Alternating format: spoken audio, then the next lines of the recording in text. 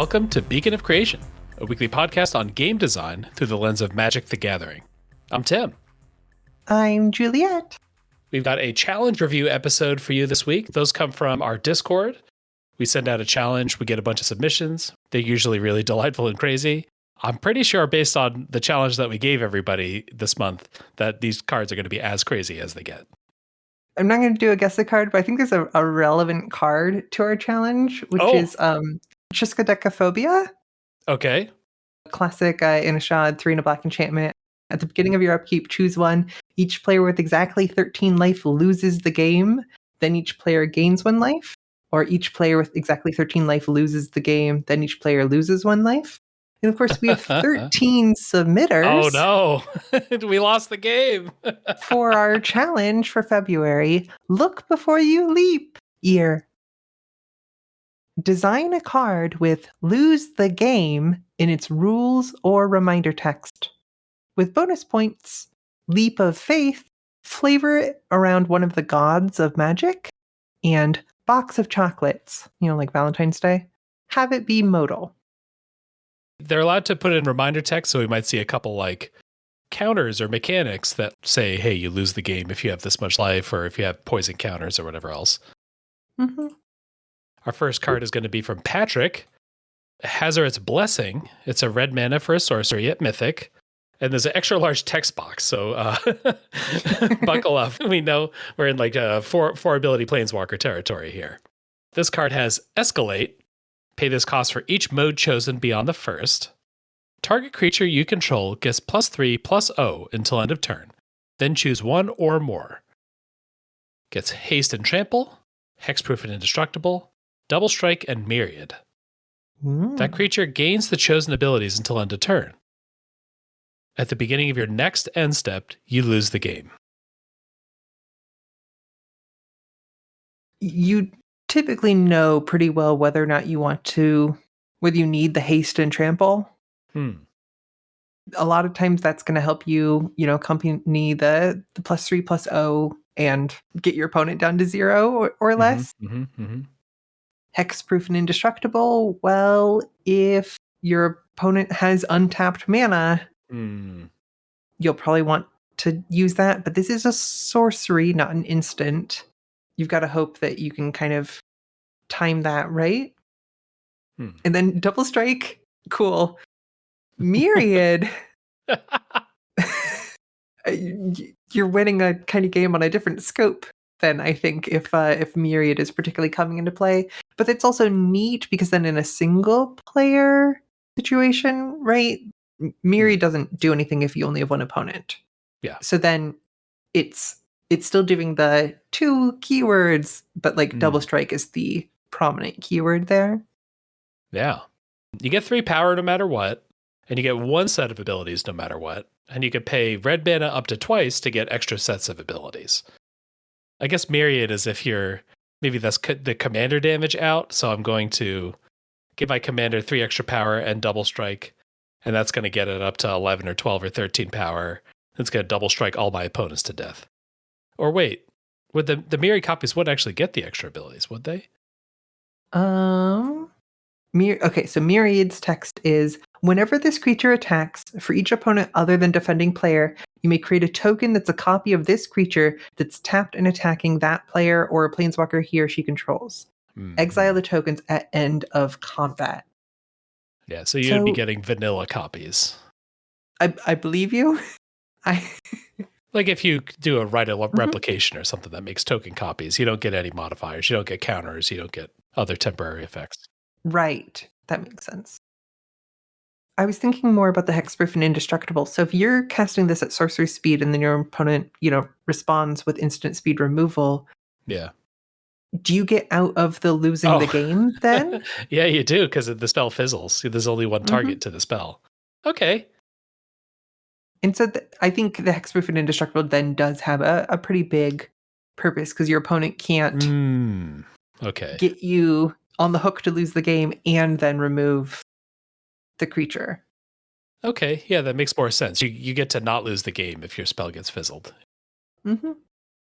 Assault Strobe occasionally gets played in Infect. And so I think this in a Boggles sort of situation, +3/+0 and double strike and potentially trample, but usually just like the +3/+0 and double strike, you're going to be swinging in that is intense. and winning the game. And if it's turn 4, for a various reason, then you can put the whole suite of everything on. Or if you are on a one lander sort of situation, which happens sometimes, then you're just getting that. I mean, I'm used to sort of Reckless Charge, which is a red mana target creature gets 3 power and haste until end of turn. You can flash it back. So you can like haste 2 creatures or haste creatures turn after turn. This is like, I guess it's not upside on Reckless Charge because it's a more all-in game plan. But a lot of people who would be interested in Reckless Charge maybe would prefer Hazardous Blessing here. I think this card would be played quite a bit in, occasional multiplayer settings, but mostly in one-on-one constructed. Yeah. To me, that like cheap, super customizable mana cost kind of pushes it into I'm going to kill people in Modern. Mm-hmm. And the Myriad, I think, was pulling me into trying to consider it elsewhere. And I think this in a multiplayer context is seeming stranger and stranger to me. I guess the relatively low mana cost, the relatively mild effect if I Myriad, and so on. Maybe if you're in a like really red Sundial of the Infinite. Oh, okay. Sort of situation where you're playing all of the Warrior's Oath and like the all the red time walks to make you like lose the game, and you're just like end my turn instead of losing the game. Because then like, hey, a single mana for Myriad, I'm not going to complain for that. There's some super crucial damage trigger that if I double up on, lets me be super explosive. Mm-hmm. Or you're like, I want to go home. See y'all. I attack with my Llanowar Elf. It's 4/1 with trample and double strike. See you in a couple weeks. Mm-hmm. This hits the Leap of Faith bonus point and the Box of Chocolates bonus point. Yeah. Fun card. Our next submission is from Cryptrat. It's Oracle's Vision. It's an instant mythic for 3 white, blue. That's 7 mana. With until end of turn, if you would win or lose the game while you have cards in your hand, instead shuffle your hand and graveyard into your library and your life total becomes 10. Draw 100 cards. Exile Oracle's Vision. Does this like draw the game? I don't understand how this works operationally. Or no, the draw 100 cards isn't part of the win or lose clause. Okay. The draw 100 cards is a one-time thing. Okay. Yeah. Phew. Your life total becomes 10, period. Right. Enter, new line. Draw 100 cards as an instant ability. Yeah. Period. Enter, exile Oracle's Vision. So let's say you lose the game this turn. Instead, my life total becomes 10, shuffling my hand and graveyard into my library. Then I'm drawing 100 cards, which unless I'm in like a Battle of Wits territory, even commander libraries never have 100 cards. Yeah. Let's imagine you've got 45 cards in your library or something. I don't know. You got 40 cards in your library. You're drawing 100 cards, so you draw 40 of those cards. And then you would lose the game. So you instead shuffle your hand and graveyard into your library and your life total becomes 10. Do you continue the operation of drawing 100 cards now because that like interesting. Each card draw itself is its own like operation? Yeah. Draw 100 cards is draw a card, draw a card, draw a card, draw a card. Right? Or is it? I think it is. I'm pretty sure it is because like I could replace 40 of those draws with dredges or, some sort of like old-fashioned winds enchantment that like replaces your draw. Any of those phoenixes that like replace your draw. I could replace some of those draws, and then I could draw some normal cards, and then I could replace those draws again. Like those are operations that are like seen in that way. You don't draw 3 cards, you draw a card, then draw a card, then draw a card. So you're thinking like if I have 40-ish cards, I'm going to draw 100 or going to draw 40, cycle them back in, draw 40, cycle them back in, draw 20 or something like that. Yeah, I think so. You know, if you have a card on the battlefield, whenever you draw a card, put a +1/+1 counter on this. And you say draw 100 cards. Well, you draw the 100 cards and those triggers start getting put on the stack, but none of those get a +1/+1 counters kick off until you've already gripped all 100 of those cards. Or lost the game because you can't. But because this is like a replacement thing, now I'm stuck. I don't actually know the rules well enough to know how that should resolve. Maybe that's a challenge for the Discord to figure out how this should work. Weird. This is a weird card. It does feature the lose the game text. Yeah. This card might have placed on some of the other challenges, the flavored after a magic god. It says Oracle's Vision, which I would think of like a Therosi, like, oh, they're getting a vision from Ifara or something. But we don't have a flavored text or a picture or anything like that, so I don't know. Is this like a half bonus point? How do you feel about that? If this was a blue-green card, I would give it that bonus point because then I'm like, oh, okay, Kruphix. Yeah. This isn't Ifara. To me, there's no like polis here. I mean, like if it was like Athena, I'd be like, oh, okay. I mean, Athena's not usually the Oracle one, but like she does wisdom. But I think in this case, I'm not going to give it the bonus points. I feel like I might give it the modal bonus points just because we get like a not modal but modulo sort of. Oh, okay. Create a modulo spell. All right. I'm back in programming class now. Listen, designers, if you would like to submit more cards in this style, you are welcome to.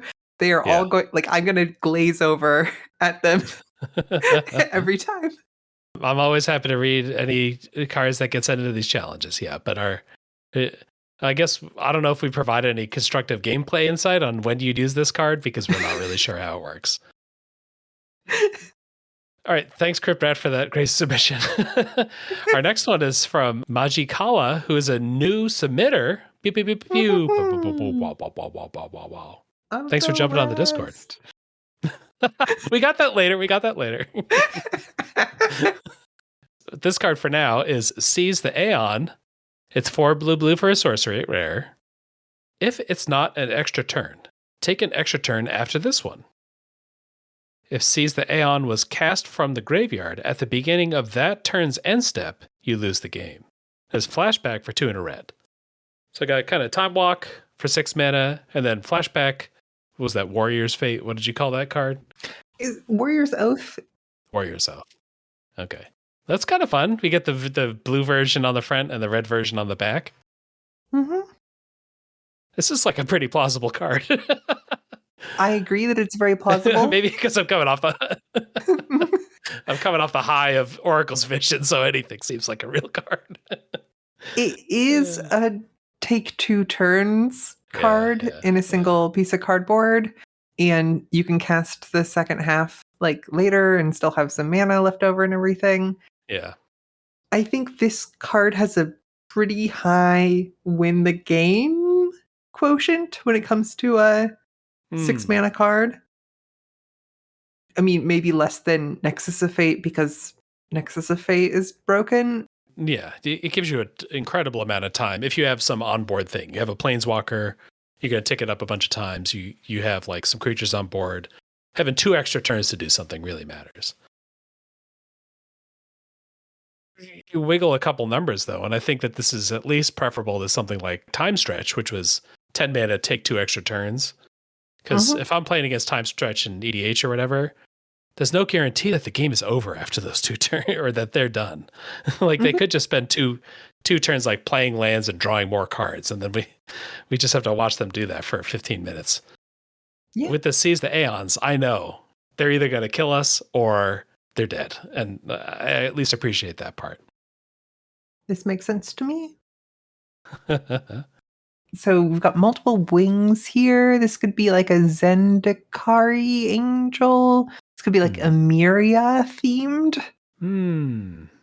Okay, here's going to be my Emeria, one of the gods of Zendikar, who turns out to be Emrakul, the Aeon's Torn. Oh. Yeah, I'm looking at like Iona's Shield of Emeria, and they basically look the same as this picture. If Emrakul counts as a god, then this is definitely god themed. And Emrakul, while being colorless, is like red and blue in her art, and also takes extra turns and ends games. Okay. So, you really dug out the flavor here that I didn't realize was there. I'm loving this. Here's the other question: do you count this as modal? Nah. I mean, you can cast it for its, but it has if you could just cast it from the graveyard, and that's a different card for a different mana cost and different effect. If it like discarded itself or something, maybe, but the card doesn't give you choices. It just has different ways it can be played. Cool. Is hybrid modal? I mean, is Fire Spout modal? I mean, yeah, sure, Fire Spout's modal, but Fire Spout has modes, right? Or I guess it doesn't technically have modes. It just has optional things based on whether you spent red or green mana. I'm closer to Fire Spout being modal than sees the Aeon being modal. This gets like, we can round the Emrakul and the little bit of modality to like one bonus point total. All right. Our next submission is from Just Nigel. It's Platinum Sword and Shield. It's a rare artifact equipment for 5 generic mana with equipped creature gets +2/+2 and gains ward 3. As long as Platinum Sword and Shield is attached to a creature, you can't lose the game and your opponents can't win the game. And equip 4. This is fun. I think it's the first Magic card I've seen that is entirely the names of Pokemon games as a card name. So we got kind of a Platinum Angel equipment going here. It reminds me of Cloudsteel Kirin from Neo Kamigawa, as far as like equipment with a Platinum Angel sort of ability. Yeah, I remember Cloudsteel being a little bit of a terror. You had to play against it.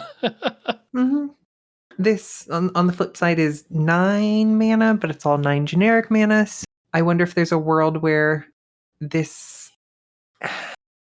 I can't really see a big mana deck or a Stoneforge Mystic deck really exploiting this.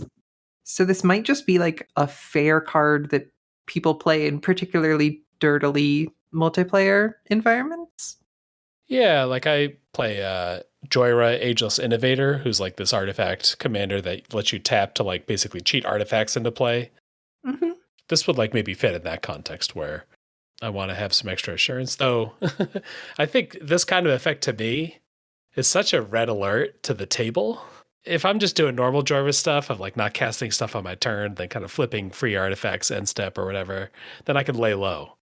If I'm flopping this down and then equipping it to Joyra, I'm saying, I'm not afraid of all of you. I've got a master plan. And then that's actually going to backfire. People are going to take me seriously, and I can't lay low anymore. I was thinking that you might play this in a Quest for Holy Relic sort of situation, but I think there you would still probably just play Cloudsteel Kirin over this if you're doing like a fetch and put it into play sort of situation.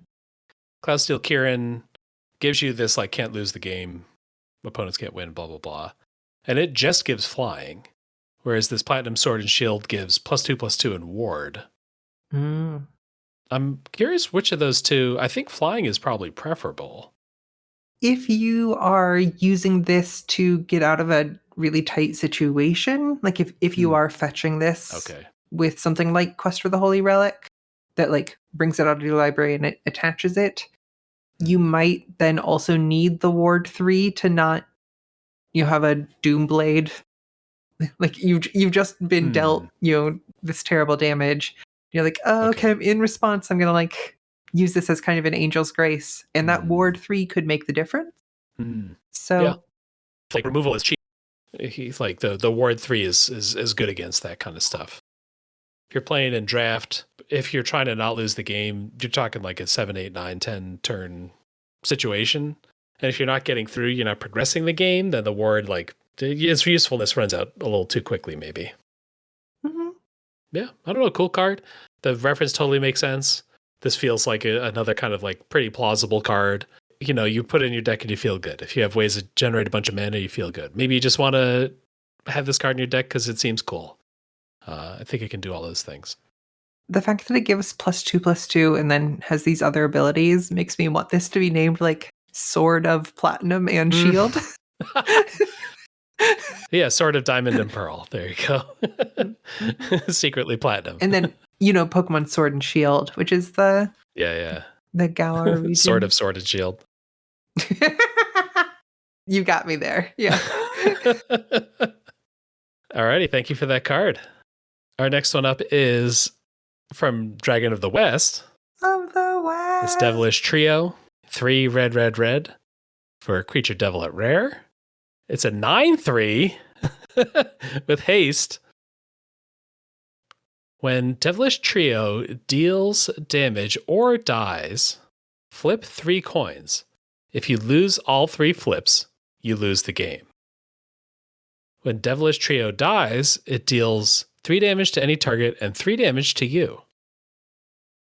So 6 mana, haste, tons of power. We're Yargle style right now. When it dies, you get to lightning bolt something and take 3 damage yourself.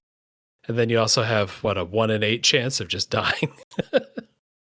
I feel very fond of this card. I would print this in a standard format. What's the big one right now? Gruff Triplets? Oh, okay. I feel like this compares favorably, not in terms of like, generally you'll probably want to be casting Gruff Triplets over casting this. For sure. But I think this might provide more risk to the reward. But like, this is 12 damage. Or potentially 9, 9, and 3, which is more than 20. That's, I believe, 21 damage.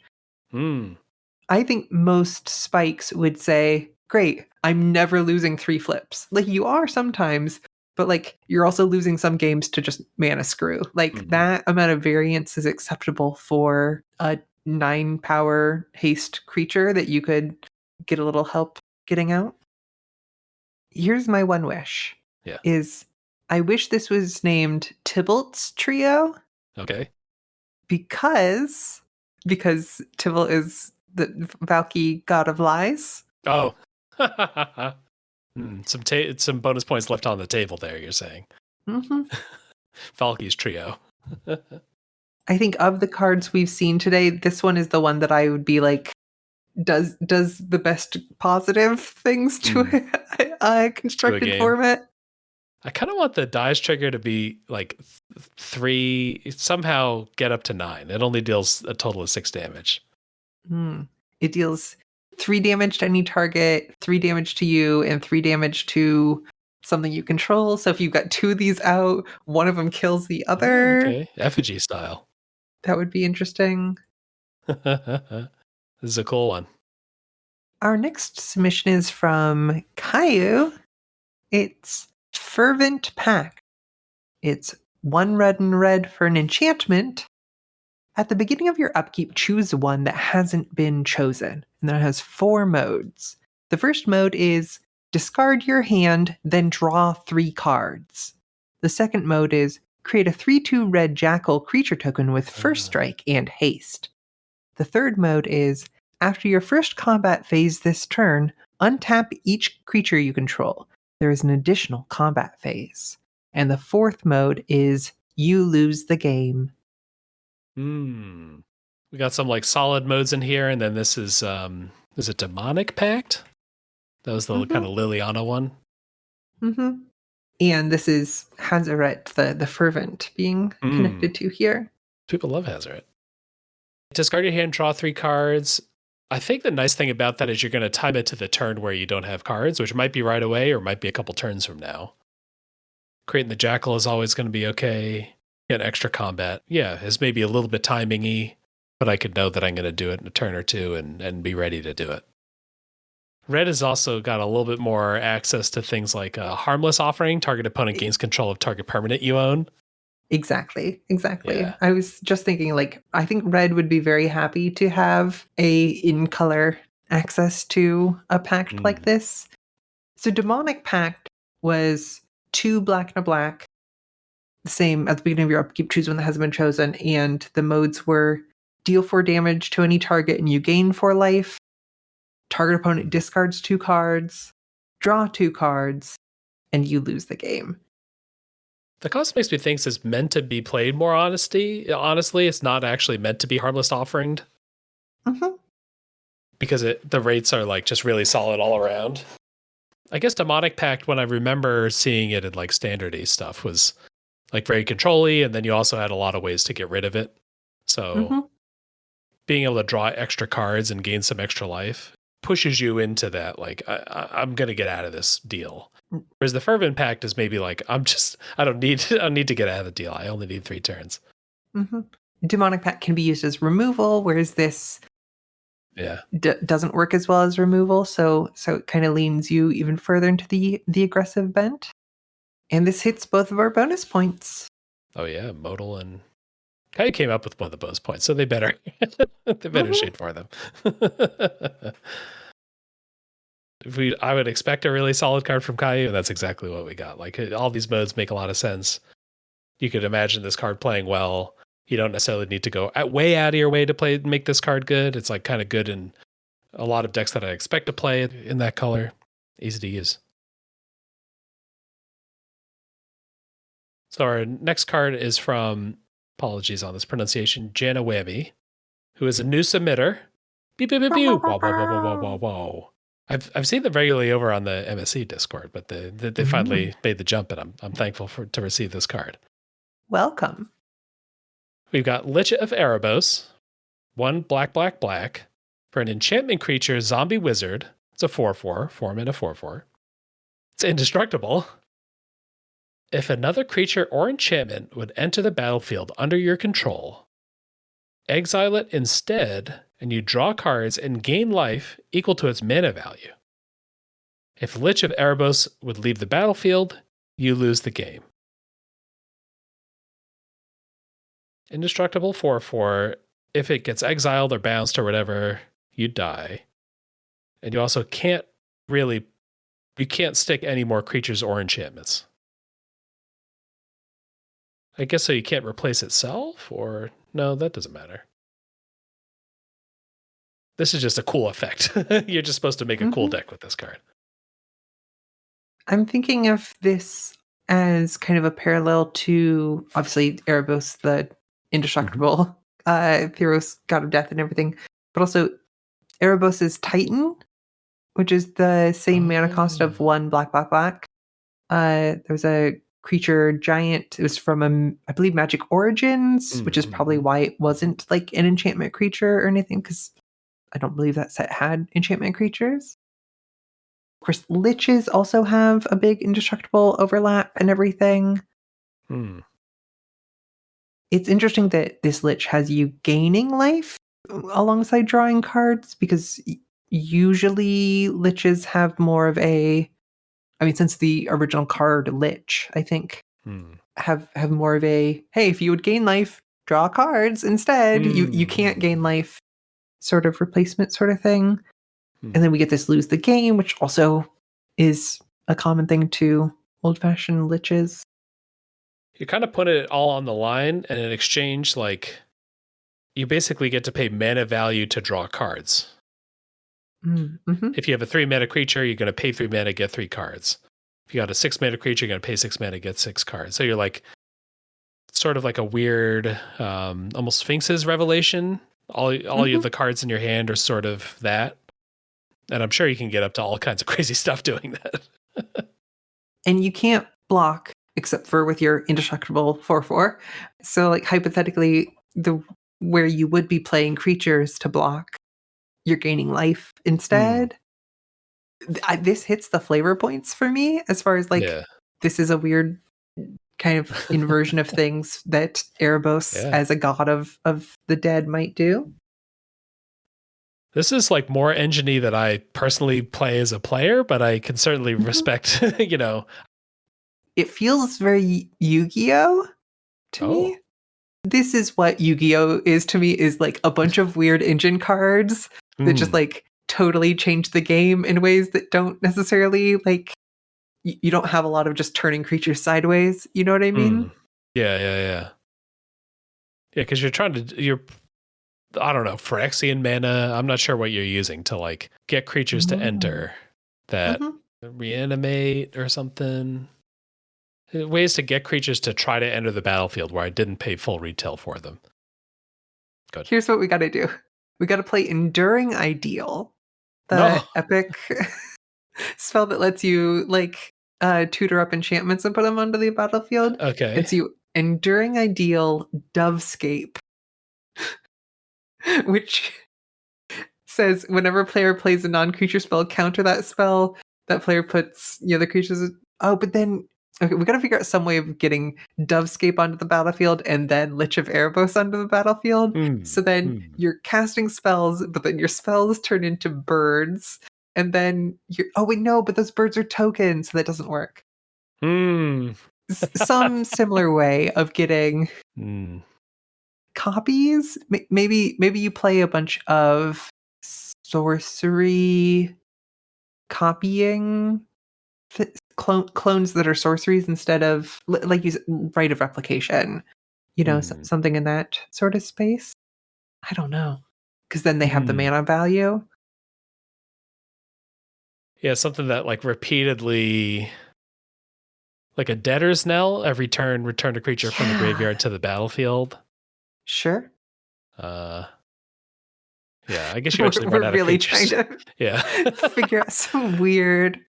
I think the Yu-Gi-Oh sort of thing, or like the Masters of Engines out there. This is a way to convert one resource into another in like a very new, crazy way. It's another maybe like hit us in the Discord with the combos for this card. Alas for Magic's type lines, I feel like this could easily be like a legendary. This could be somebody's commander. Like, hey, if you want to play mono black, weird resource management lich sort of deck, then oh yeah, then you could play like Kirik, the son of Yawgmoth, which gives Phyrexian mana to all your black creatures. So you pay like Phyrexian mana for creatures, so you can get them into play cheaper, but the life exchange maybe doesn't quite get you there. You have to pay 2 life to get 1 life back. But then in your commander, you've got a bigger life pool to begin with, and yeah, that's some mono black engine commander shenanigans. And I respect it. Thank you for the card. This hits the first bonus point. It's modal based on what creatures and enchantments you're putting onto the battlefield. But islands are modal because you could cast one of many spells with them. You can tap them or leave them untapped. It's got Those two are modes. 2 options. I like this. Our next submission is from Bradley Rose. It's The Greatest Trick. It's 1 blue and a black for a mythic rare instant with choose 1. The next time you would lose the game this turn, instead your life total becomes 1. Or change the text of target spell or permanent by replacing all instances of you win the game with you lose the game. Flavor text. They won't even notice you're missing, Valky. Want to know why? They'll think I'm you. So Valky did exist. Tibalt just took his place for a little while. It's funny that we already have a card named Tybalt's Trickery. That's just bargain bin Tibalt Trickery. This is the greatest trick that he's got. And this is just as niche as that. Brad notes that this, of course, comes from the classic aphorism, the greatest trick the devil ever pulled was convincing others that he doesn't exist. Do you know where that's from? I would guess C.S. Lewis. It could predate Lewis, but I doubt it comes earlier than like 1870 because it's too, common. You know what I mean? Okay. And it's too Christian to be Blake. I would say. All right, became popular because of The Usual Suspects, which makes sense. There is a similar quote in 1856, so you would have been off by like 10 years there. Wow. What an expert. Okay, so Baudelaire, the prettiest trick of the devil is to make us believe he doesn't exist. Sure, that I would believe was earlier. Mm-hmm. It's a little less common of speech. If next time you lose the game this turn, instead your life total becomes 1. So I guess if I'm taking combat damage to death, that's like the main reason why I'd want my life total to become 1. But I guess if I had some other, door to nothingness, they want to blast me with that. Well, at least I get to go to 1 instead. And then I think maybe the funnier one, you win the game with you lose the game. How many places does that exact text appear on a card? Like you win the game. Like Thassa's Oracle, right? Wow, that's 35 cards. Approach of the Second Sun, Battle of Wit. Do you have any like favorites close to your heart amongst these 35 cards? Because I definitely have one that is top tier for me. Thassa's Oracle is one of the more memorable ones where I was playing Two-Headed Giant pre-release with my wife Gabby, and we countered their opponent's Thassa's Oracle and it would have won them the game. And then they played a second one. We lost our minds that they had two. They had the backup Thassa's Oracle in a pre-release. It's a rare. Yeah. I used to really think Barren Glory was one of the coolest Magic cards. If you control no permanents other than Barren Glory and have no cards in hand, you win the game. Okay. Get some Carevex Spite, I want to say. Or some like weird Greater Gargadon stuff. Like, there's no world where it makes any sense to do. But if you come to a commander table being like, well, it'd be rude of me to win the game, then I don't know. 10 years ago, I think that was probably where I was at when it came to multiplayer Magic. I think I've only actually won with like 3 of these cards. Approach the Second Sun, I definitely won with. Azor's Allocutors, I believe I've won with because I played that format a million times. You get a counter every turn. Each time your opponent hits you, you lose a counter. If you get up to 5, you win. So if you lock the game out. And then Labman, I've definitely won with several times. So the greatest trick, the first ability, the next time you would lose the game this turn, instead your life total becomes 1, is interesting because it doesn't say you don't lose it's a replacement effect, but it's replacing it in a funny way. Yeah. So if I use a Door to Nothingness on you and you the greatest trick, you're replacing you lose the game with your life total becoming 1. Yeah. So your life total could have been 20, and I'm just like, you lose the game. Yeah. But then like if I've given you a 10th poison counter, doesn't save. You'll die to state-based effects and everything. If you would get milled out, it'll save you once. Yeah. Also interestingly different from Angel's Grace, which is until end of turn, damage that would reduce your life total to less than 1 reduces it to 1 instead, which keeps working, but only qualifies to damage. Yeah, I feel like the usefulness of the modes is low enough that this is more of just like a have a great time reading a card kind of card. I'm not sure I could imagine ever playing this. I guess in order to be a great trick, it can't just be like, you draw a card and gain some life. Like, Tybalt doesn't want to do that. He only wants to do extreme ways of messing with the game. And like, the fact that the first mode happens more often, then it's balanced by the turnabout of occasionally being able to pull victory from the jaws of defeat with the second mode. Wonderful. Our next one's from Sage B, and it's called Heckma Barrier. It's 5 white, blue, 7 mana for an enchantment at rare. Creatures you control have Ward 2. If you would lose the game, instead exile Heckmabaria and choose 1. Set your life total to 1 and draw 3 cards. Set your life total equal to the amount of cards in your hand. The Hour of Promise quickly turned to Seconds of Destruction upon the shattering of the Heckma barrier.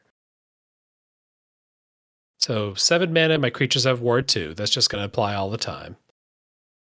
The Heckma barrier, of course, was put in place by the god Pharaoh of Amonkhet. Mm-hmm. So if we count Nicol Bolas as a god, which I think we generously do. Yeah, an Hour of Promise that's like very tied to a god, yeah. Mm-hmm. I guess this is the face-up version of the greatest trick. It's the trick where you tell your opponent what you're going to pull. Mm-hmm. One of the things I've really been surprised by over the last few years of Magic is how often, like, Ward 2, like, actually makes a difference in terms of constructed play and, like, removal that is targeted towards creatures. Mm-hmm. I also really like the modes here, I think. The option of set your life total to 1 and draw 3 cards is like, and set your life total equal to the amount of cards in your hand. One thing I really like about modes in Magic is when it's actually worse on a card for there to be modes. That players will misplay what mode to pick. Yeah. And the fact that players will misplay which mode to pick, I think is like, that's kind of juicy. You know what I mean? Like that adds to the texture and variety and gameplay of cards. Do I set my life total to 3 or do I set my life total to 1 and draw 3 cards? It's like, maybe, okay, was it to 4? Is it like, how many cards do I have in hand before I pick the second mode? And like, how much does it, sometimes it's like, okay, after all my blocks, the opponent is still going to swing in with 1 power of creature. That happens really often in, constructed Magic. I don't know. I think these modes are cool, and that's my absolute favorite part of this card. If I am playing this in EDH, like putting Ward 2 on everything also now like is going to cause like 2 misplays that people kind of want to take back because they didn't notice one of your 12 enchantments provides Ward 2 to their creatures. Right. I think creatures you control have Ward 2 feels more like a one-on-one effect to me, and the later effect feels more like a multiplayer effect to me, and the card doesn't have a home to me because of that. I do like that. Oh, I'm having trouble targeting your creatures. Okay, I'm going to remove the barrier by just hitting your face. And now I can attack your creatures. It's like, well, in Magic, you should probably be caring more about removing the player than removing the creatures. But like, there's something fun to the kind of gameplay flavor feel of that. Yeah. All the technology here, I'm loving. Mm-hmm. This has a god and it's modal. Yeah.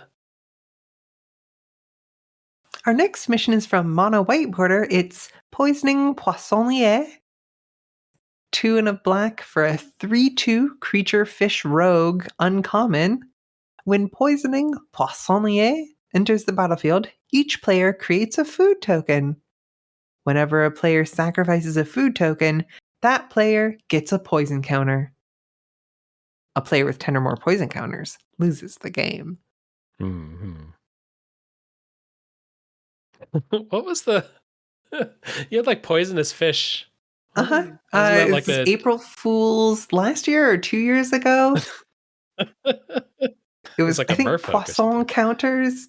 Because like what it was is it gave your opponent fish creature tokens that counted as poison counters. Because Poisson d'Avril is like April 1st in Francophone countries and everything. Poissonnier, of course, is a chef who handles fish, a fish chef. In this case, it is a fish chef. Like the chef is a fish and also handles fish. Takes one to know one. Yeah.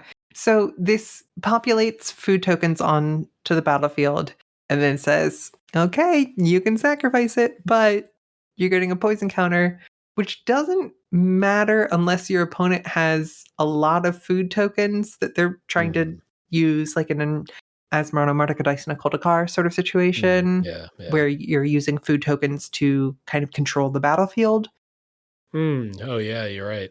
Or in which, like, I'm thinking like a toxic situation where you're getting your opponent enough poison counters that they have to worry about poison counters, but you're also reducing their life total enough that they are like tempted to sacrifice a food for life. Yeah, I didn't realize at first whenever a player sacrifices a food token, that also could mean sacrifices it to Asmora or sacrifices it to just like a artillerize or something where I'm flinging food at people. Mm-hmm. If you wanted to play this card in a constructed situation, playing this against Time Sieve, I think would be the biggest thing, which is the sacrifice 5 artifacts, get an extra turn card. It's like Esper themed card, where that's typically played alongside Academy Manufactor and Underworld cookbooks, so that you are creating food and then you're getting, treasure and clues. I think that's right. Yeah. You get one, you get all 3, but typically you are sacrificing food in order to keep up your extra turns and everything. And so like this turns, hey, you get infinite turns, but after about 3 of those turns, you've maxed out on poison counters. So I guess if it's like a removal light food using deck, then this chef can get something done. If we're going against Asmora, she just destroys the fish and then can freely eat food. You gotta give this protection from humans. Protection from players with poison counters. Yeah, it's like a food hate card, but it puts that hate so far out in the distance that I don't know. This card's expressing something, but I'm struggling to see the gameplay of it. MDub says, using a variation on a failed design from You Make the Back 1. Sure. Okay. And expertly dodging the bonus points while I'm at it, which, yes, this is expertly dodging the bonus points. No fish god that we're aware of. I guess Sfeylun, but like, does she count? She just lives in the ocean with other fish. I mean, people call merfolk fish. Okay. If it was blue, maybe. All cards are blue. There you go. All right. Our next card is from Panoptis. It's called Egon's Scythe. It's 3 and a black for an artifact equipment at rare. Equipped creature gets +X, and has menace, where X is 13 minus your life total. You don't lose the game for having X or less life during your turn. Exile 2 cards from your graveyard. You gain 2 life. It is equipped for 1 and a black. It's kind of a little twist on here. You don't lose the game for having 0 less life during your turn. So you gotta finish the turn off. You can go into negative, but you gotta do it this turn. Almost kind of red style. Yeah. We get a little bit of Death Shadow here. X 13 minus your life total. I gotta pay a little bit to get it on the battlefield. And that seems like the trickiest part of the card, but once you do that, there's a lot of flexibility. I can go extra low on life, I can go to -5 or whatever. And as long as I've got stuff in my graveyard, every 2 cards I eat, I gain 2 life, so each card is sort of 1 life. It seems pretty plausible that I could, go down to -5 and then heal myself back up to 2. This seems like you would murder people with it. I don't know. One can imagine you equip this onto a creature, you go down to 0 or less, and that creature swinging in, it takes some damage. Then you're like, okay, at the end of turn, I'm going to exile some cards from my graveyard and gain life. And then that creature ends up dying because of the damage marked on it. Once it's like, I don't know how much that's actually going to happen given how big the 13 is. Yeah. As long as you get above 0 at the end of your turn, then you can wait till the following upkeep to gain the rest of the life. Oh, yeah. Because the exile 2 cards from a graveyard, you can do that whenever. So you can wait for damage to fall off and then heal up before you actually get attacked. Unless, like you said, you are in negative. And also the creature got blocked by 2 Emrakul's. I don't know. I would like the exile 2 cards from your graveyard you gain 2 life. I would like that to be also like your turn limited, I think. It does feel like it gives you a lot of different tools. It gives you menace, so you don't just get chump blocked with your 12/12 or whatever. I think, yeah, the life gain being limited to your turn, I'm kind of in the Umezawa's Jite mode where my life total is at 2, but could be as high as 25 or something. It almost tempts you to want to play Death's Shadow, Stoneforge Mystic, and Ad Nauseam in the same deck. All right. Or this would just show up in Cube where you can combo it with, a Death Shadow plan with a Stoneforge plan and or with a Ad Nauseam plan. Is it weird that you don't lose the game for having 0 or less life during your turn isn't contingent on this being equipped to a creature? Yeah, I think it's probably template-y stuff. Like, I would probably also have the exile effect require you have it on a creature, but you just have to start adding a lot of other words. Equipped creature has, quote, blah, blah, blah, blah, blah. Yeah. I don't know. It makes the card look crummier. How often am I going to be dealt lethal damage on my turn? I mean, Ad Nauseam is I think the answer here. Oh, so you're concerned that this is an artifact that does not have an equip ability. It's just you don't lose the game on your turn, and you have the ability to exile graveyards to gain more life. Okay. So it's like an enchantment almost at that point. But cool card. Yeah. Hits the god notes. Throw this in a cube. Is this modal? It's got a bunch of abilities. No. I think the modal, you have to be choosing between specific abilities, like compared to each other. This is a great card in Cube for how much it can combo with other cards and make like little archetypes possible. Yeah. People read it and say, I want to do this. And this card's good for that. When else have we seen I want to do my Death Shadow Stoneforge Mystic deck? That's novel. That's unique. Absolutely, yeah. Our next submission is from Home Slice. It's Delay Fate. It's white and a black for an uncommon instant with choose one. You can't lose the game this turn. Or target player can't win the game this turn. Flavor text. Be gone from here. It is not your time to cross. Athreos, god of passage, who is my favorite of the Theros gods. Okay. I think Gafara comes a very close second. Athreos, they're mysterious. Is that part of what you see in them? I'm not always at home with Orzhov as a guild, but I like white and black as a color combination. And it feels like Athreos has some interesting stuff going on there. And the funniest commander deck I've ever built was a Athreos deck that just involves asking your just making a pact with one of your opponents and being like, hi, can you agree to just let me keep cycling this creature infinitely? Beautiful.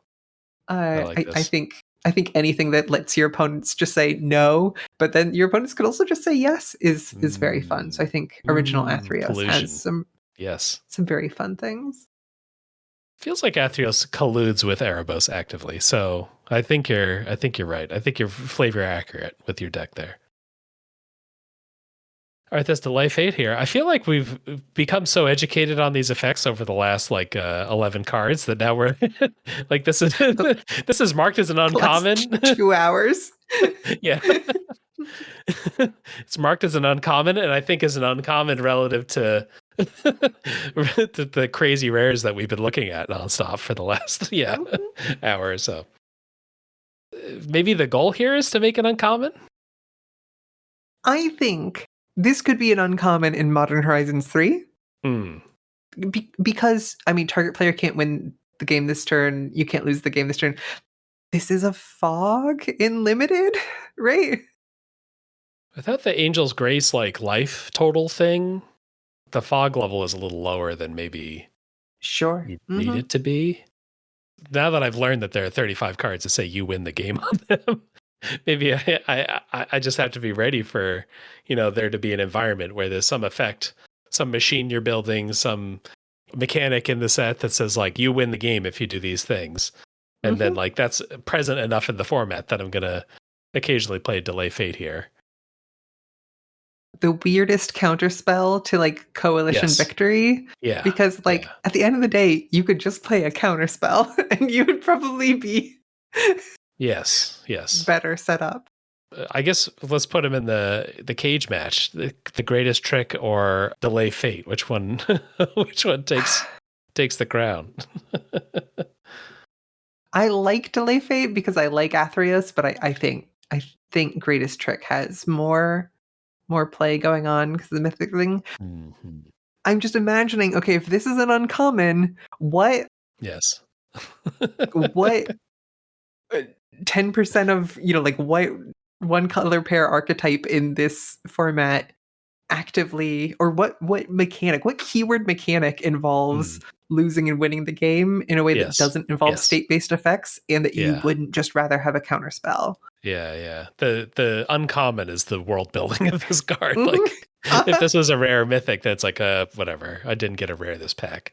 But the uncommon is like, we're gonna see this every draft. Why? We were talking about recently in You Make the Pack.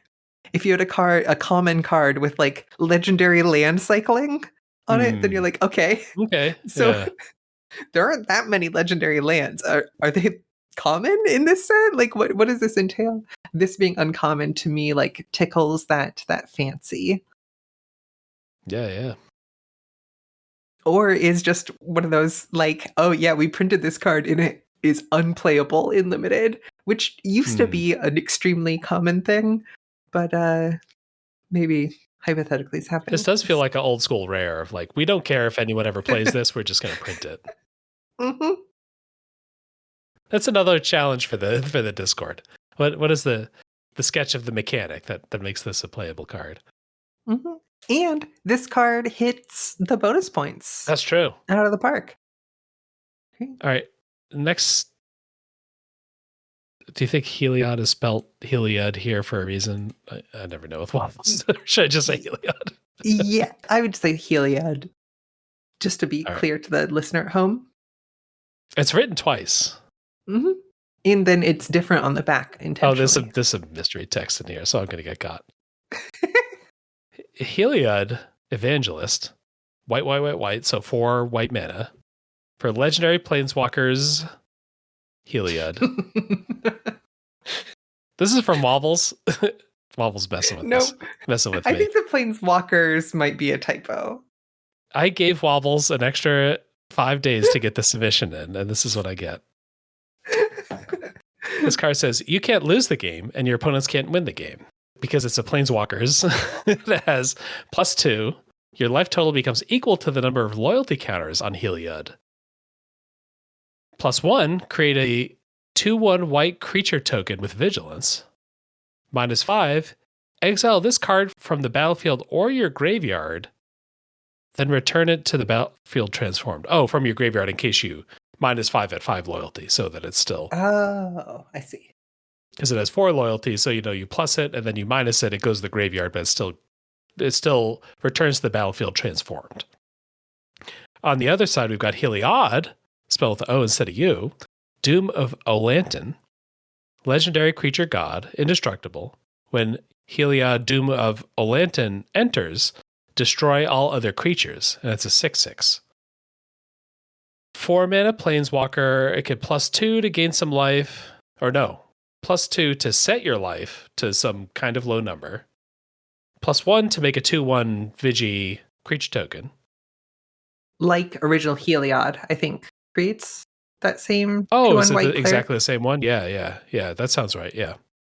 And then -5, transform it into a 6/6 indestructible that Wrath of Gods when it enters the battlefield.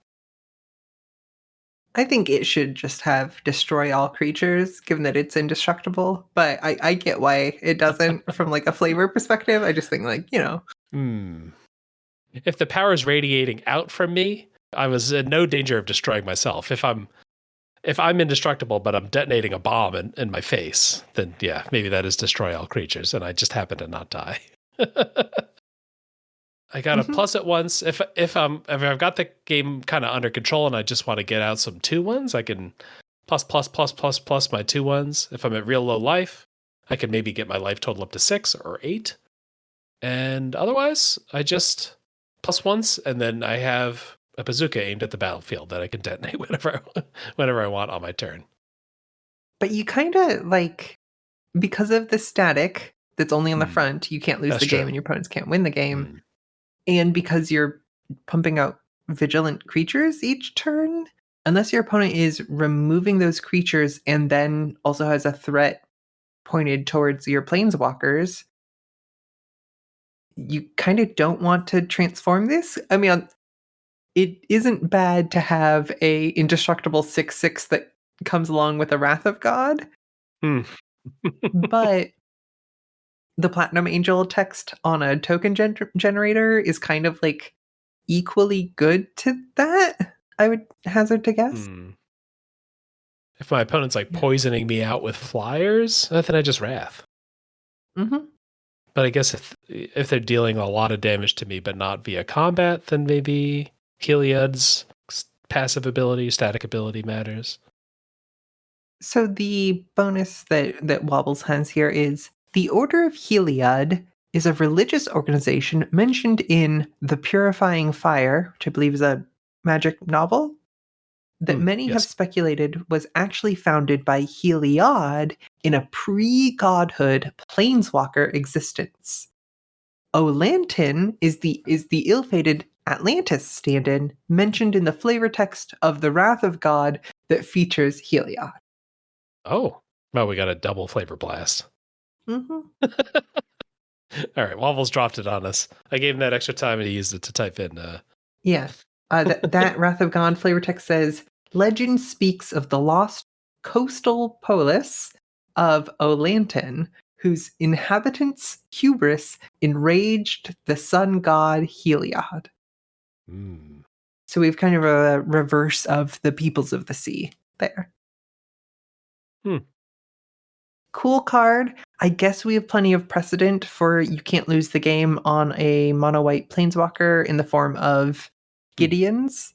So it's not like that weird. And Gideon also is a planeswalker that then becomes like an indestructible creature, which is a little bit funny. And Gideon is from Theros. So there's like a lot of commonality between those things. Yeah. And I guess probably Gideon is one of the people who would know of both Heliod and Heliod. Because I think Gideon shows up in the book. I don't know. I'm a little fuzzy on that, but the order got to him. Yeah, I think the kind of confusion to me of like which side is good doesn't feel like a fun tension. I don't know. Maybe there's some game states where it becomes obvious and then I feel really good about playing the card. From the like opposite side of the board, I don't feel like the game is fun when my opponent plays this card. It's like, okay, I can't win the game. And if I get rid of the can't win the game part, then I get all my creatures wrath. Yes. Okay, yeah. There's just like, and I guess why doesn't it say like exile or yeah, I guess planeswalkers don't have we had something that flips from a planeswalker into something else? Not that I know of, but We've gone been a lot of planeswalkers that I haven't necessarily seen. You know what I mean? Fair enough. Yeah. Can you imagine something that a planeswalker turns into something else? Holy cow! Turns into a saga, but that'd be my true nightmare. I was thinking about like a Xenagos card that does the. But wait, did Xenagos go planeswalker into god? That's right? But in separate cards, yeah. And then we have all of the flip walkers, which are creatures into planeswalker, and then Arlen Cord and Garruk. The green-black Garruk that is only green. you know the one that both of those are just planeswalker into planeswalker. Yeah, planeswalker into planeswalker. I guess it's usually not worth it to let the planeswalker transform into something else because there's so many other just like game-ending ultimates you can put on a planeswalker anyhow. That's like overkill to put that on a DFC. Like just say, hey, you draw 3 cards a turn. Oh, okay. Or just have it say -5, destroy all creatures, create a 6/6 indestructible Yeah. god named Heliod. You know, Mhm, and then you mhm. don't have to have the DFC situation. Yeah, I mean the DFC's I think used here to hide sort of the flavor flip that like Mhm. no one can know that it's what appear to be 2 different things are actually the same thing. Yeah, I don't know. It's crazy. I guess it would be for the spoiler video. You preview this card, and then it flips in the animation, and you see the other one. You go, ah, Here's my question for you, Tim. yeah. Are planeswalkers modal? Oh no. uh,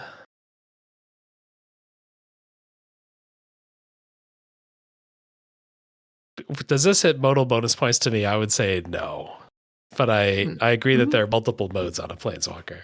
Mhm. So that was February's design challenge. Yeah, and the one challenge begins a new one. I'm really excited about this new one. It's Year of the Dragon.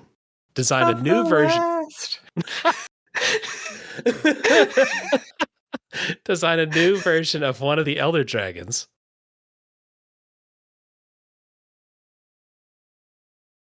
I can't get enough of the West of that. Okay. You can use the. Sorry. No, let's just keep it to 1, I think. We don't need to. Okay. Yeah. Or I've got editing if I really want it. Mhm, Uh, mhm. yeah, editing against someone's will. I don't think I've actually done that before. It's fine. It's fine. You could use the original 5 Elder Dragons or any other printed Elder Dragon. They're like the Tarkir, Strixhaven Dragons, or Elder Dragons. There's like some D&D ones. I got some bonus points. March Enemy. This is a card that will probably win you the game if it survives until your next turn. You get to use it next turn. You get to activate its abilities. So that makes you the arch enemy of the table. People are trying to take you down because of it. The other bonus points are Broodmother. Pick one of the existing Lady Elder Dragons or otherwise use some feminine flavor text. What Elder Dragon, what's your favorite? What's the one that jumps out to you?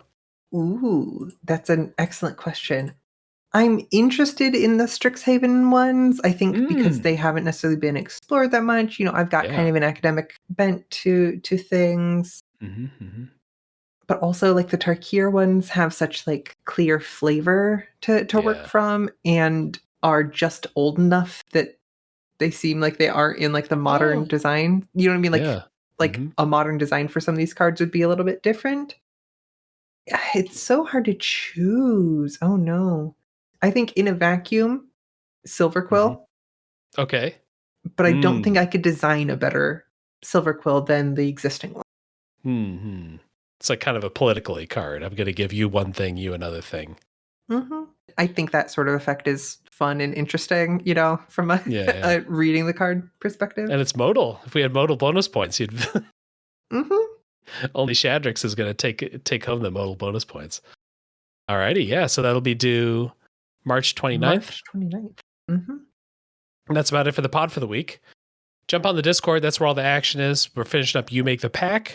There might be just enough time to jump in and vote for the final cards in You Make the Pack. While we finish that off. That's been super fun. We've got a ton of new people jumping in on that, so it's a cool thing to participate in. Also, jump on our YouTube. We've got a couple videos on there. We got a Baldur's Gate video that just went up that's getting picked up a little bit. I'm pretty excited about it. Anything that you want to talk about, Juliet? Sure. A friend of the show, Riley Hopkins, has a Kickstarter going on for a game that I'm pretty excited about, which is the second edition of Interstitial. Also known as Interstitial, Our Hearts Intertwined. It's like a Kingdom Hearts role-playing game, but in the sense of you can take like Shadow the Hedgehog and play him in other worlds and stuff like that. In the same way that you could take like Donald Duck and have him in the Monsters Inc. world and everything. I'm doing a bad job explaining this. It's a like fanfic crossover inspired tabletop role-playing game that does some fun and interesting stuff. It's a nice, simple Powered by the Apocalypse game. I've had a lot of fun playing and running the original game and listening to podcasts playing it, so I'm excited for the second version. It is fully backed on Kickstarter, so you can go and support it to get a copy while it is still going this month. Alrighty, yeah. Got about 2 weeks left by the time this pod goes up, a little more than that. Yeah, jump on that. And you can find me at Folly on co-host. If you need to find me, just write on the Discord, Tim F. Riley. Thanks for listening. And always remember, by finishing this podcast, you've won the game. Bum ba da ba ba ba ba ba ba.